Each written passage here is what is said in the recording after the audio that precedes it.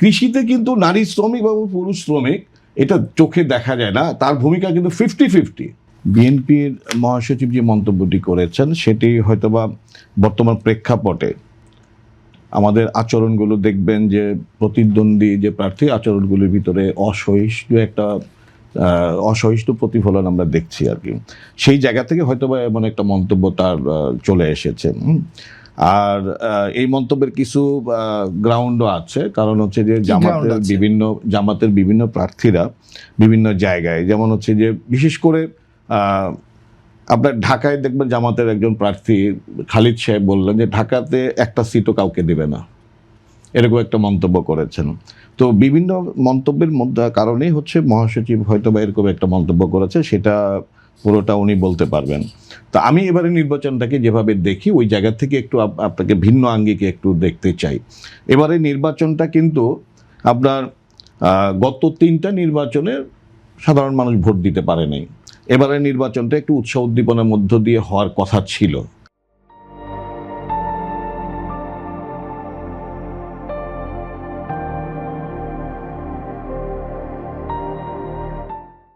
এখন এবারে নির্বাচনে আমরা যদি দেখি 12,76,000 ভোটার হচ্ছে ভোটার আমাদের।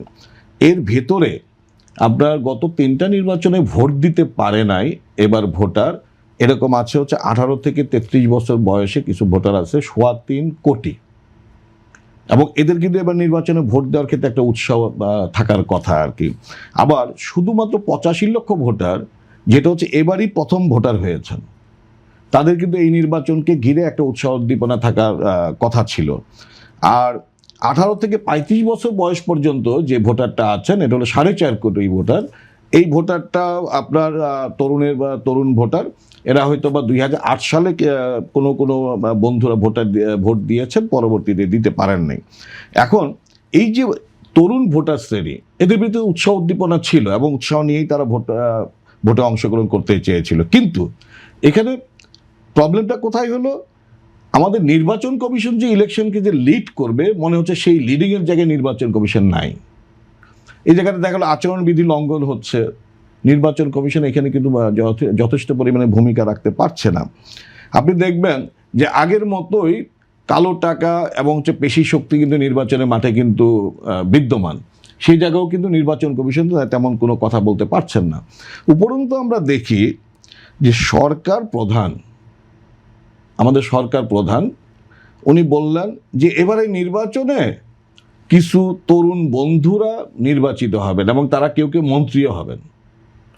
এটা কিন্তু মানে নির্বাচনকে বিতর্কিত করার একটা মানে মন্তব্যেরই। আমি আরেকটা প্রশ্ন আপনার দিকে ছুটতে চাই, সেটি হচ্ছে জামায়াতে ইসলামীর যে নির্বাচনী ইশতেহার তৈরি হচ্ছে যেটি তারা প্রকাশ করবেন, সেখানে তারা একটা বিষয় অগ্রাধিকার দিচ্ছেন, কয়েকটি বিষয় তার মধ্যে উল্লেখযোগ্য হচ্ছে কর্মসংস্থান, নারীদের নিরাপত্তা, ক্ষমতায়ন, দুর্নীতি দমন, 41টি বিষয়। জামায়াতকে নিয়ে যেই ধরনের আলোচনা আমরা গত কয়েকদিন দেখছি, সেক্ষেত্রে ইশতেহারে তাদের যে কর্মসংস্থান নিয়ে এবং নারীদের নিরাপত্তা নিয়ে যে তাদের ভাবনা, এটাকে আপনি কীভাবে দেখছেন? এটা খুব ইন্টারেস্টিং প্রশ্ন করেছেন। দেখেন, আমাদের দেশের মুক্তিযুদ্ধ থেকে শুরু করে প্রতিটা আন্দোলন সংগ্রাম এবং দেশ গঠনে নারীদের হচ্ছে অনন্য ভূমিকা রয়েছে। বাংলাদেশে বর্তমান যে আমার জনসংখ্যা এবং বর্তমান যে ভোটার শ্রেণী, এই 12 কোটির ভিতরে আপনার প্রায় সেম, আপনার 6,24,00,000 ভোটার হচ্ছে আপনার নারী। আচ্ছা, এখন এই নারীদেরকে আমরা যেভাবে এবার মানে অনেকটাই দেখবো যে অবহেলা চোখে দেখা হচ্ছে আর কি। তো আমাদের যে নারী, এই নারীদেরকে জামাতে ইসলামের যেই আমির সাহেব উনি তো বলেই দিয়েছেন এরা বাইরে বের হয়ে কাজ করলে একটু অশ্লীল মন্তব্য করেছেন, যেটা নিয়ে আজকে দুর্ভাগ্য যে এই সময় ঝাড়ু মিছিল আমাদেরকে চোখে দেখতে হচ্ছে। আবার আমরা যদি বলি নারীর ক্ষেত্রে, দেখেন বাংলাদেশের আমরা যদি অর্থনীতি স্তম্ভ ধরি তাহলে বাংলাদেশ গার্মেন্টস একটা, গার্মেন্টস থেকে যে পণ্য রপ্তানি হয়, এখান থেকে যে আমার হচ্ছে ফরেন কারেন্সি আসে, এটা বাংলাদেশের অর্থনীতির ভিতকে হচ্ছে শক্তিশালী করেছে, যেখানে নারী শ্রমিকরা হচ্ছে 85%।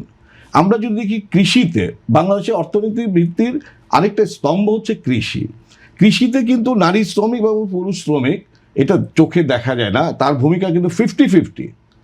আমার কৃষিতে নারীরা কাজ করতেছে।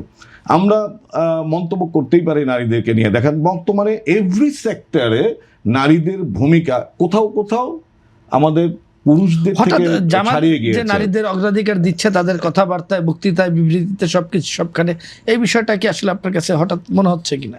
অগ্রাধিকার তো বক্তৃতা বিবৃতিতে দেওয়াই যায়, আর হচ্ছে যে মন্তব্য বাস্তবতার বা সঙ্গে- বাস্তবতার সাথে তো মিল দেখি না, বাস্তবতার মিল দেখি না। আমি আরেকটু বলতে চাই, দেখ নার্সিং পেশার মতো মানে এরকম মানবিক পেশায় আমার নারীরা কিন্তু কাজ করছে। এখন তাদেরকে নিয়ে যদি আমি মানে ভিন্নভাবে মন্তব্য করি, এটা কি ইনজাস্টিস নয়?